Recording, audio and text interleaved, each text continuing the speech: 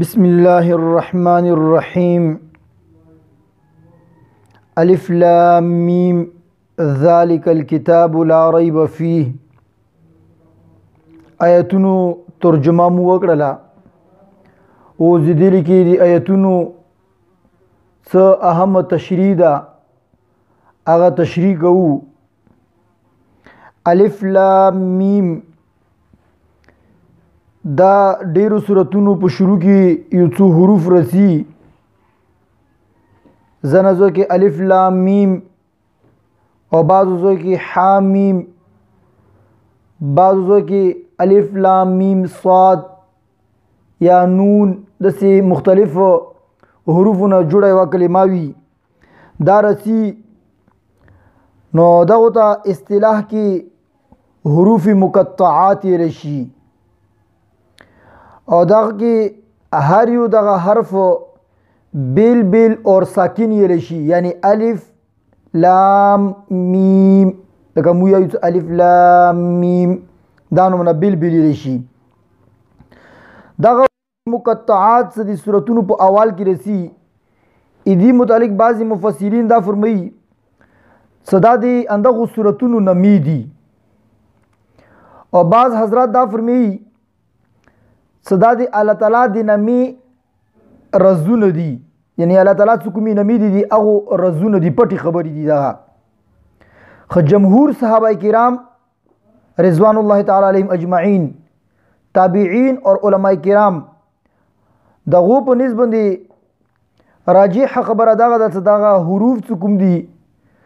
دا رموز اور اسرار یعنی پټي خبرې دي چې د دې علم سیو الله تعالی نه بل هیڅ ته معلوم نه ده او کدا شي پیغمبر صلی الله علیه وسلم ته د دې علم به طور رازي ورکړی وي چې دا خبره سره پټه ستا چوته خیا مادي تبلیغ چوته ما کوا ازکه دې په باری کې پیغمبر صلی الله علیه وسلم نه نه څه تفسیر نه څه تشریح رغله ده. امام تفسیر قرطبی په خپل تفسیر کې دغه خبره اختیار فرمایلی ده سدیا خبري خلاصه داغه ده عامر شعبی سفیان ثوری او یو جماعت محدثین او هغه فرمایي زهر اسمنی کتاب کې دی الله تعالی څخه خوش روز وی امدان منا دغه حروف مقطعات دی قران پاک کې دا دی الله جل شانو په دې کتاب کې روز ده لکه څنګه نورو کتابونو کې الله پاک زنه د رزونه یې کی قران پاک کې روز هغه دغه حروف مقطعات دي نو ایدی واجنه دغه هغه متشابهات نه دي چې هغه علم صرف الله ته ده او ایمودی پارا دي کې باس او گفتگو خبري نه دي کول پکور جایز نه دي مگر د دې باوجود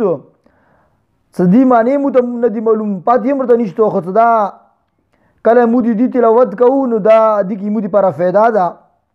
نو اول خو مودي باندې ایمان ده بیا دا څه مو یو په دې باندې مو ته ثواب او اجر هم مليږي. او دویمه خبره دا ده چې د دې یالو کې کوم پټي معنوي فائدې دي اگر چې هغه مو ته معلوم نه دي خو هغه فائدې هم مو ته راسي غیب نه رسي الله پاک مو دوستا بیدا فرمایي ابو بکر صدیق رضی الله عنه عمر فاروق رضی الله عنه عثمان غنی رضی الله عنه علی رضی الله عنه او عبد الله بن مسعود رضی الله عنهما وغيرها ټول جمهور صحابه کرام دي هغه دغه حروف متعلق عقیده دغه ده صدا دی الله تعالی رزونه دي دا نومونه د حروف مقطعات او ایمو په دې باندې ایمان ده صدا الله په طرف نه رغلي دي او هر څنګه رغلي دي دې تلاوت کول پکور دي معنا مولمول او دې کې فکر کول نه دي پکور. ابن کثیر رحمت الله علیه د قرطبی و غیر نه نقل کړي دي او غدي مضمون ته ترجیح ورګړیا څه بعض اکبر علما څنګه دغه حروف معنی کړي دي هغه معنی زګمی کړي یا تمثيل په تور باندې دي یا تنبیه په تور باندې دي یا تسهیل یعنی وا خبره اسنول ورکی مقصود ده دا نه ده چې کومې معنی دغه کړي لکه ځنه ځنه کې ویلي الف نه مراد الله د علام نه مراد جبرائیل میم نه مراد محمد صلی الله علیه وسلم نو دا په تور تمثيل یا په تور تنبیه یا په تور تسهیل مراد ده دا نه د سدینه دی الله په دا خبره مراد ده او دا ته غلط هم نشي ځکه چې هغه علما کرام دي هغه تحقیق کړی ده د هغه خلاف هم راتللی شي. مخته الله جل شانه فرمایي چې ذالک الکتاب لا ریب فیه. چونکہ سورہ فتحی کی مسلمان اور انسان اللہ پاک نا دو غوڑی سی اللہ تموتا ہدایت وکی. اس اللہ جل شانہ قرآن پاک دی صورت نباد دا مکمل قرآن سکم دا دایدتا ہدایت وگر زوالو. نو چونکہ قرآن پاک دا صورت اور آغا قرآن نو دا ذالک اصل کی اشارہ وریت کی گی. نو اشارہ دا غیت آغا قرآن سپا لوح محفوظ کی دا کتاب او د هغه کتاب د ازک اوري سره اشاره شوی الان کې د موسی زکوم کتاب سره دا قرآن شریف نو دغه الحمد او سره نږدې اندغه سورتونه نه پکور د هاذا سره اشاره شوی څه دغه نږدې ته غزالی کې ویلو دغه بعد رتبی دا یعنی زکوم اسمان کې دا هغه زکوم دا ذالک الکتاب هغه کتاب لا ریب فی صدیقی هیڅ شک نشته دا. نو دغه کتاب چې دی هیڅ یعنی شک شوبه نشته دا ایوی خبرې کې چې چو شک جوړیږي یا هغه دوی واجب کې درشي یا خداغه هغه خبره غلطه وي یا دغه هغه خبره ټیک وي خو کوم سړی کم فهم وي او کم سوچ لري هغه دی واجب هغه ته شوبه وي. نو قرآن پاک کې غلطي نشته دا قرآن پاک کې شک نشته دا ورسته آیتونو نه به ته پاتې ولګي ان کنتم فی ریب مما نزلنا علی عبدنا فاتوا بسورة من مثلی. که تاسو یې د قرآن پاک دي کې تاسو ته شک وي غلط دی به تاسو دا نومونه کلام وروړئ که نه دا راته کړی وی چیلنج ده. دې وجې نه زورو خلکو کم فهمې دي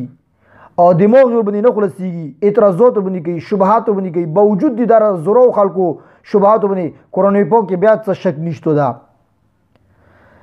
اور مقطع اللہ جل شانہ فرمائی ہدل للمتقین دغه قرآن پاک ہدایت ته د پاره متقیون نه مراد الله پاک نه ډریدون کی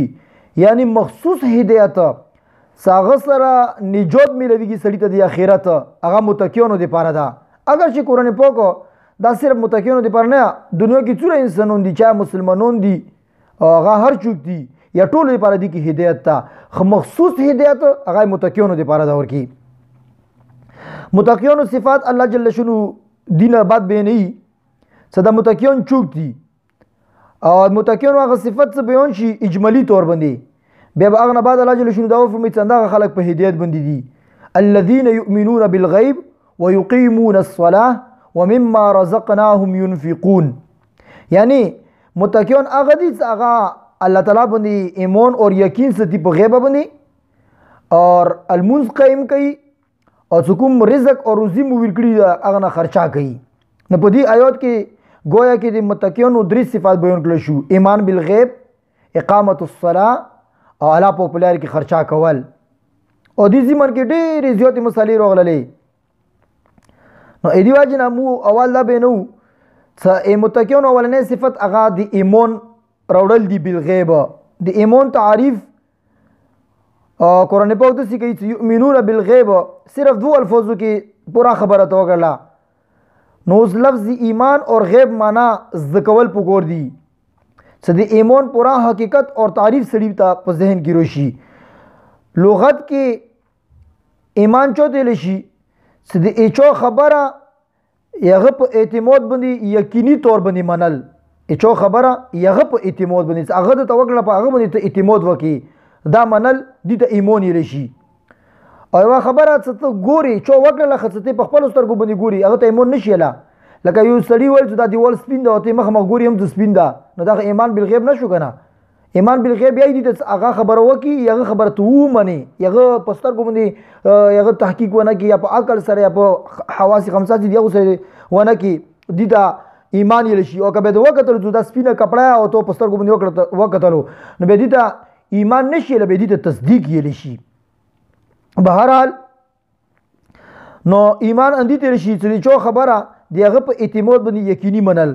او قرآن پاک کې بل لفظ غیب راغلو غیب نه مراد اټول هغه شیون دي چې دیغه خبر مو د پیغمبر صلی الله علیه وسلم وحی په ذریعہ سره راغړیا چا هغه عقل او حواس په ذریعہ سره حاصلېږي او کنه حاصلېږي. یعنی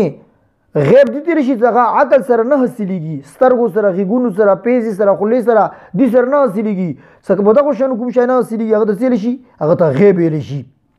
نو د الله تعالی ذات ورکې روغللو، یا الله تعالی صفات ورکې روغللو، تقدیري خبرې ورکې روغللې، جنت ورکې روغللو، دوزخ ورکې روغللو، قیامت ورکې روغللو، قیامت پورې چې کوم واقعات رسي، فرشتې ورکې روغللې، ټول آسماني کتابونه روغللو، ټول مخکیني پیغمبران روغللو. چې د دې تفصیل به په سوره بقره اخري کې درته بیان هم شي. آمن الرسول بما انزل الیه،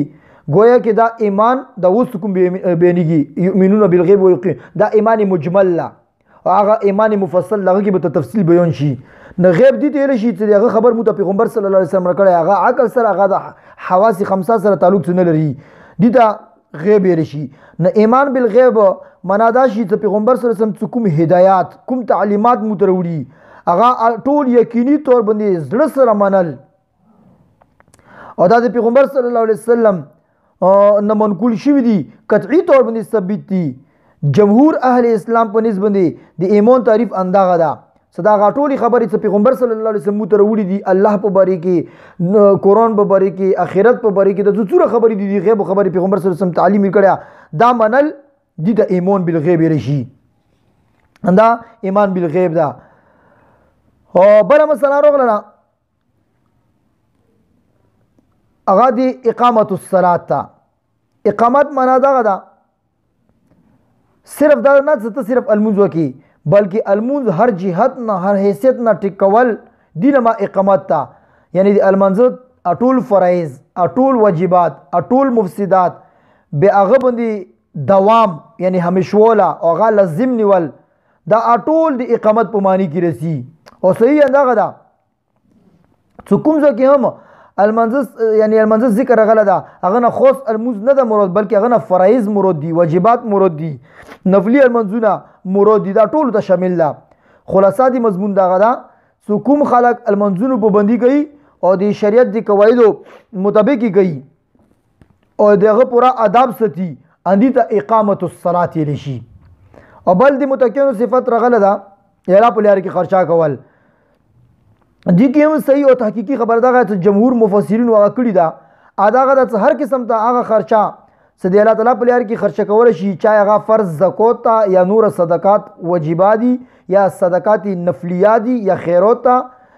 قرآن پاک کوم ځای کې لفظ انفاق استعمالي اغنا عموما نفلی صدقات یا عام معنی کې استعماليږي، او زکات کوم استعماليږي هغه فرض دی پاره استعماليږي، چې کوم زکات فرض ده، عموما لفظ زکات هغه ذکر غله ده. بهرحال نو اراپوکو دغه د متقینو صفات بیان کړی دي.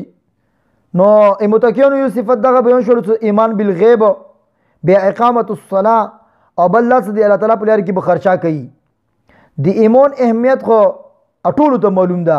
چې اصل او بنیادی شی هغه چې د ایمان ده، او د اټولو د اعمالو قبولیت دارومدار هغه په ایمان باندې ده. خڅ کله ایمان سره اعمال بیانېږي نو به د دې فهرست او د لیست بیا وګدیږي،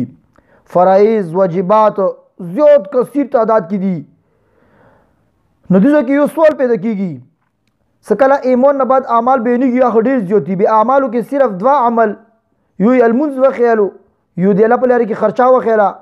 دا ویلی انور ویلی بیان نکړلو.